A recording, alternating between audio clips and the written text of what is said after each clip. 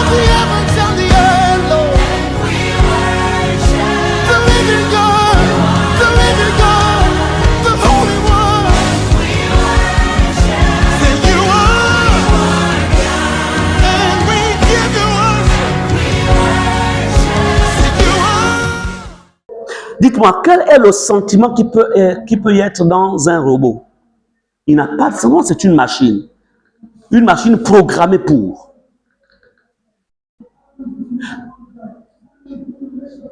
Donc, l'Église de Jésus n'a plus assez de temps sur la terre. L'Église n'a plus assez de temps. Ça peut arriver à n'importe quel moment. Les choses vont tellement vite. Tellement vite. Amen. Donc, faisons attention. Ne vivez plus comme si vous avez encore le temps. Ne dites plus, je me repentirai demain. Ne dites pas, j'arrangerai ma vie demain. C'est maintenant. Maintenant. Les choses vont très vite. C'est pourquoi il est écrit dans l'Apocalypse que celui qui se sanctifie encore. Et celui qui pêche, il continue à pécher.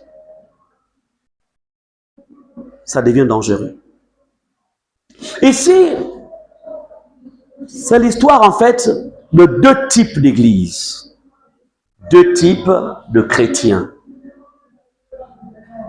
Alors, nous allons ici tirer de la sagesse à travers ces 5 vierges sages. Il y en avait 2. Les 2 étaient des vierges, mais l'une sage et l'autre folle. 2 types de chrétiens, 2 types d'églises, 2 types de communautés. Et Jésus dit, le royaume des cieux sera semblable à ces 10 vierges qui, ayant pris leur lampe, allèrent à la rencontre de l'époux. Le verset 2 dit, 5 d'entre elles plutôt étaient folles et 5 sages. À la fin de ce message, tu devras en fait t'identifier. Fais-tu partie des 5 vierges sages?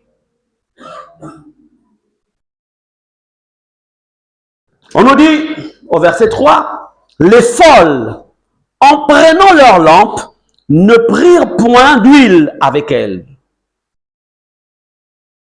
Mais les sages prirent avec leur lampe de l'huile dans des vases. Amen.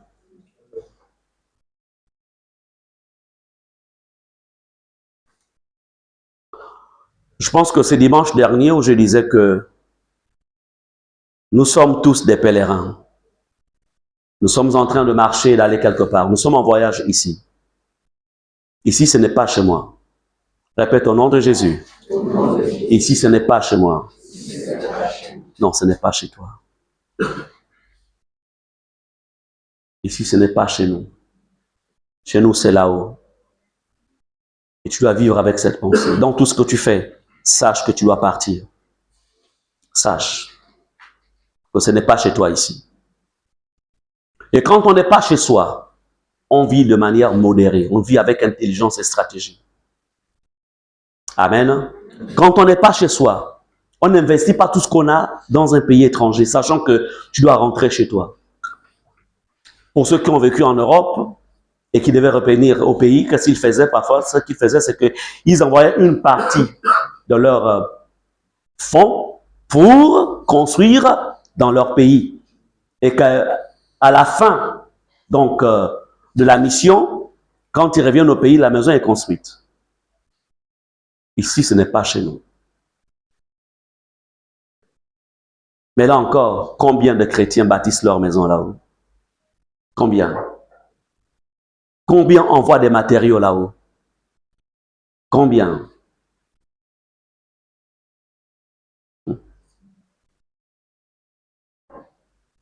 Dis Seigneur, aide-moi à réaliser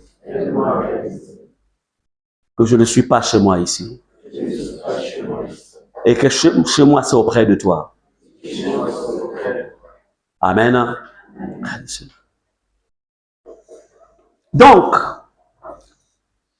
ces 5 vierges sages savaient que le parcours, le chemin devait être long.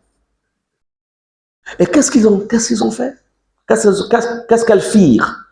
La Bible dit, elles prirent avec leur lampe de l'huile dans des vases. L'huile. Pourquoi l'huile? Parce que la lampe, pour briller, a besoin de l'huile. Un peu comme du pétrole. L'huile devait empêcher que la lampe s'éteigne. Parce que quand la lampe s'éteint, on ne voit plus. Et si on ne voit plus, là où il y a un trou, on va tomber dans le trou. Lorsque la lampe brille, on peut faire la différence entre un poisson et un scorpion. Lorsque la lampe est allumée, en fait, on peut voir le chemin. L'huile.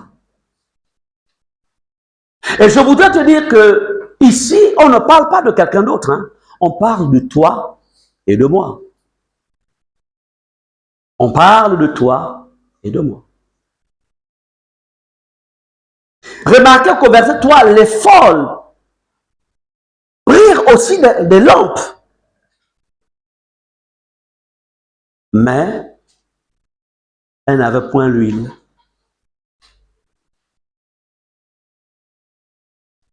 L'huile ici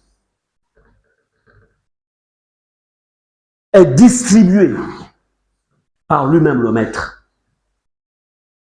Elles prirent de l'huile. Où est-ce qu'elles ont eu cette huile? Cette huile, elles l'ont prise, elles l'ont reçue à partir de qui? Elles avaient en fait la connexion avec la source de l'huile. Et la source, c'est qui? C'est Jésus lui-même. Un homme ne peut pas te donner l'huile. D'où on parle de la relation personnelle. Un prophète ne peut pas te donner l'huile. Un pasteur ne peut pas te donner l'huile. Un apôtre ne peut pas te donner l'huile. Un docteur ne peut pas te donner l'huile. Qui donne l'huile? C'est lui-même. Amen. Donc, on nous dit ici, les sages prirent avec leurs lampes de l'huile dans des vases. En fait, le problème ici, c'est que les sages, pas le problème, la réalité, c'est que les sages avaient développé une vie de dépendance. Avec qui? Avec le Seigneur Jésus. Ils comprenaient en fait que pour aller jusqu'au jour où l'époux reviendra, il fallait qu'ils aient des réserves. Ils avaient développé une relation de dépendance. Tu dépends de qui? Tu dépends de qui dans ta vie chrétienne? Tu dépends de qui dans ta marche? Il y a beaucoup qui dépendent des prophéties. Il y a beaucoup qui dépendent, en fait, d'autres chrétiens. Il y a beaucoup qui dépendent même des circonstances de la vie. Mais écoutez, ici, ces 5 vierges avaient compris que le prophète, l'apôtre, le pasteur, le docteur n'est là que pour montrer celui qui est, montrer la direction. Amen. Voici l'agneau de Dieu qui ôte le péché du monde. Ils avaient compris ça. Donc, parce qu'ils avaient pris connaissance de celui qui est l'agneau de Dieu, Ils ont commencé à travailler de manière à maintenir le lien avec l'agneau de Dieu. Et c'est lui qui donne l'huile. Est-ce que tu as de l'huile en toi? Quand as-tu reçu l'huile? Est-ce que tu es alimenté d'huile? Les 5 vierges sages avaient pris au-delà des lampes l'huile. L'huile de la prière. L'huile de la consécration. L'huile de la sanctification. L'huile de l'amour de Dieu. Amen. As-tu l'huile? Est-ce que tu as l'huile? Bien-aimés, la Bible nous dit, les sages prirent avec leurs lampes de l'huile dans des vases. Comme l'époux tardait, toutes s'assoupirent et dormirent. Et s'endormirent plutôt. Vous voyez, dans cette marche, dans ce pèlerinage, il y aura aussi des épreuves qui vont arriver. Des épreuves qui voudront nous décourager.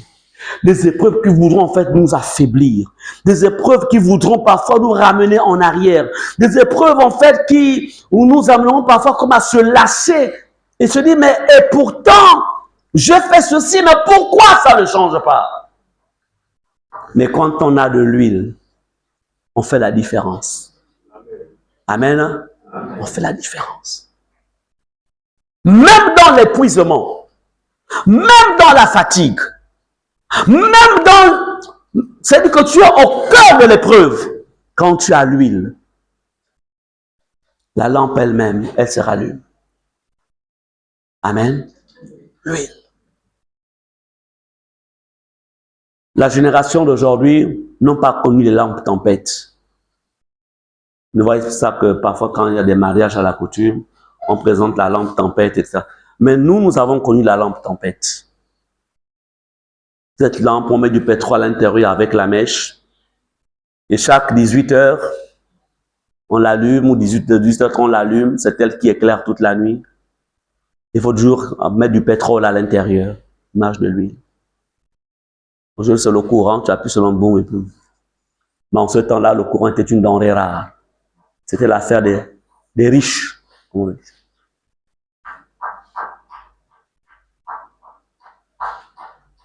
Alors,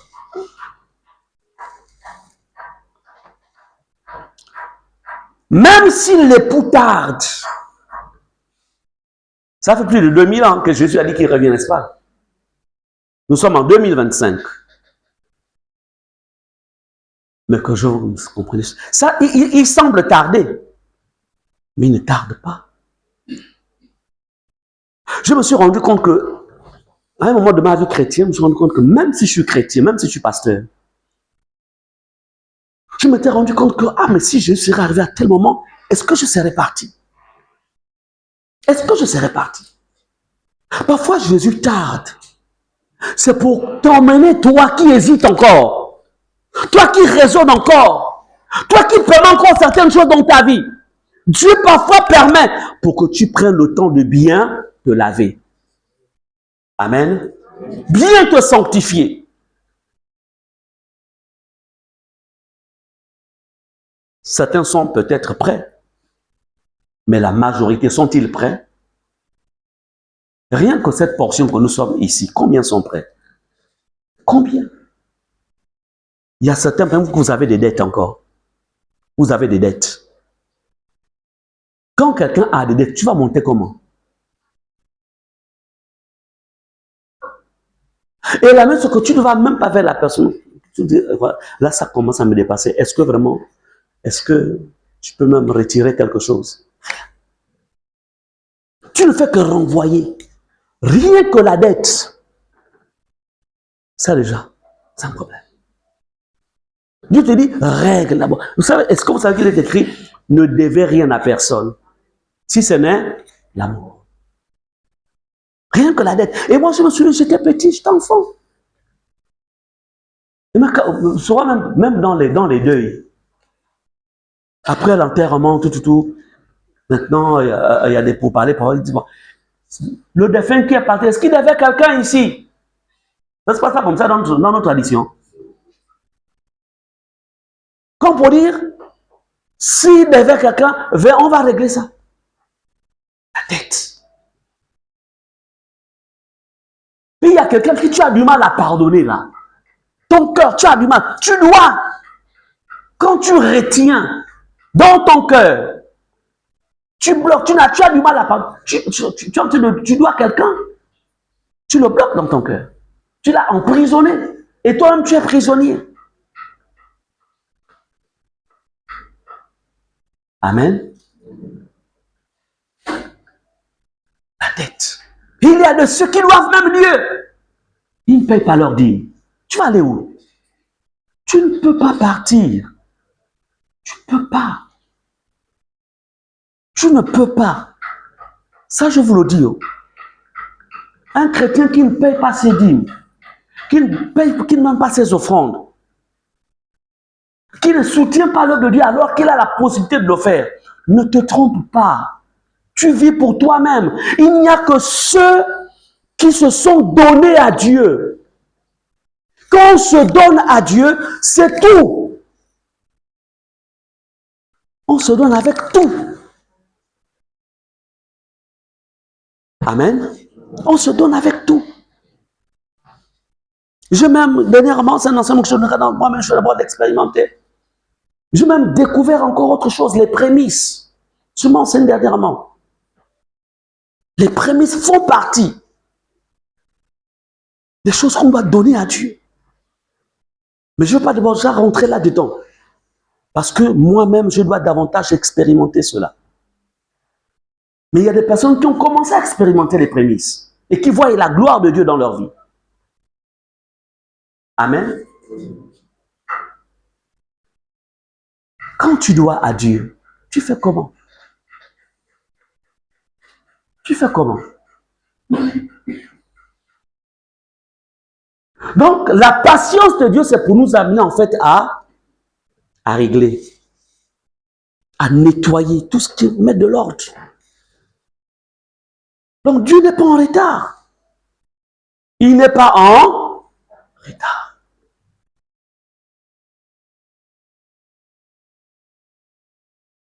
Ils ont pris de l'huile.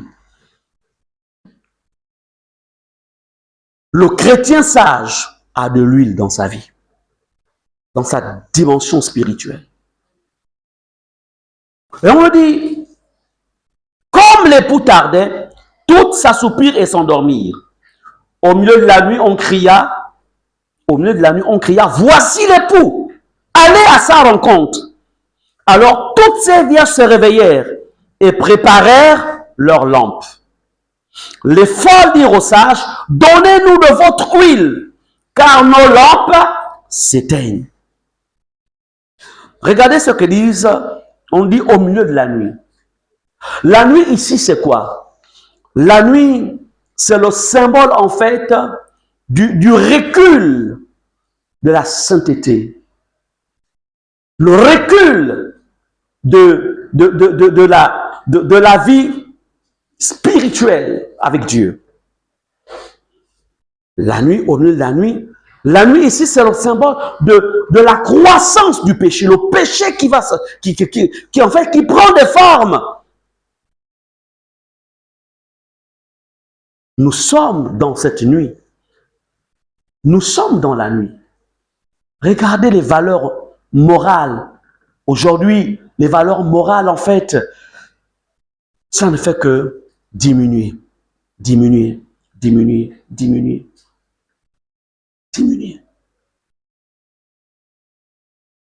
Amen.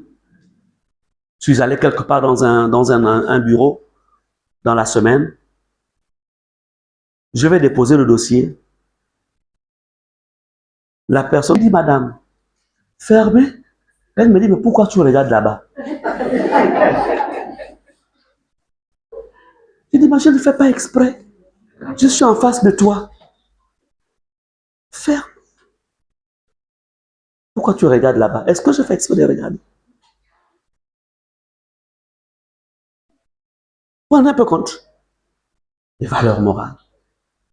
Mais là où il y a la moralité, quand elle est élevée, ah, excusez-moi, monsieur, vraiment, excusez-moi. Et la personne devait même se tourner. Ah, excusez-moi, monsieur. Non, je n'ai pas fait exprès, excusez-moi. Les valeurs morales. Quand tu n'as pas l'huile, tu vas seulement regarder.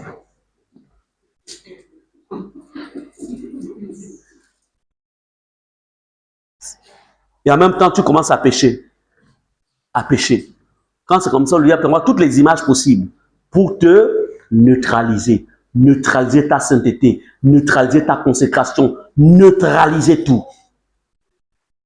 Et le soir, quand tu voudras prier, tu as du mal à t'élever dans l'esprit parce qu'en fait, tu as pris des lourdeurs dans la journée. Vous comprenez cela?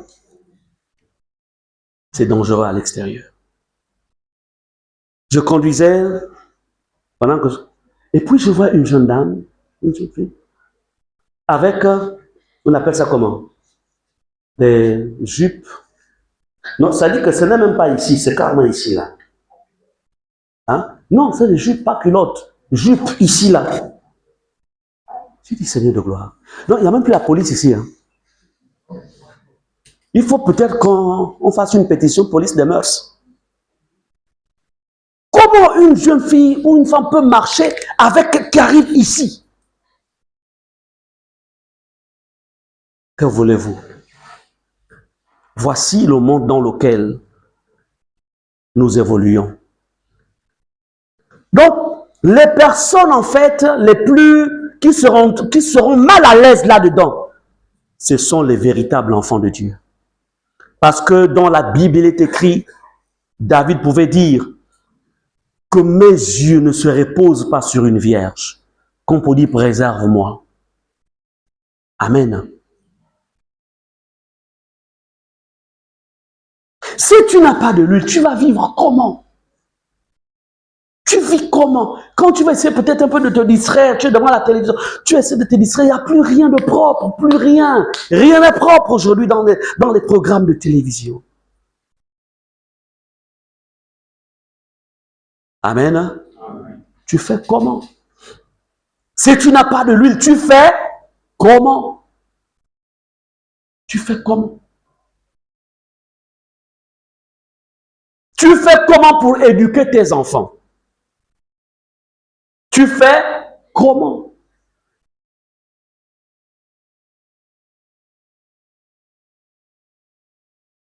Parce que pour donner des valeurs, pour préserver tes enfants dans des valeurs spirituelles, il faut que toi-même tu en aies.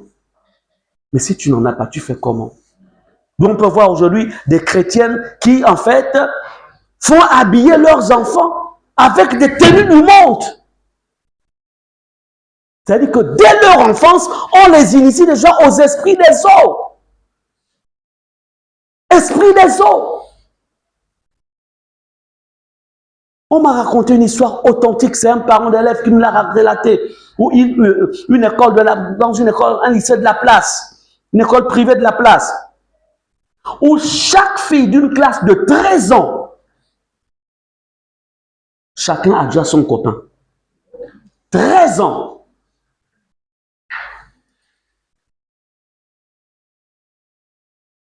Voici le monde dans lequel nous sommes.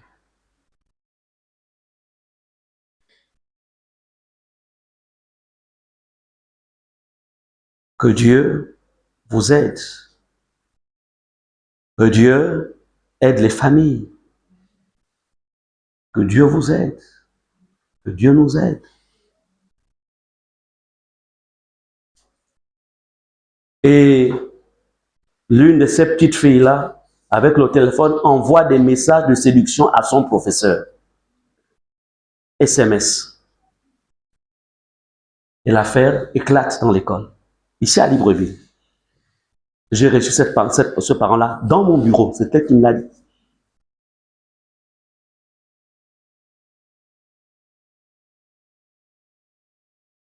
L'huile.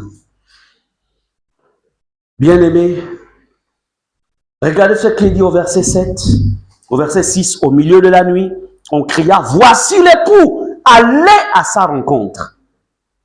Verset 7, alors toutes ces vierges se réveillèrent et préparèrent leurs lampes.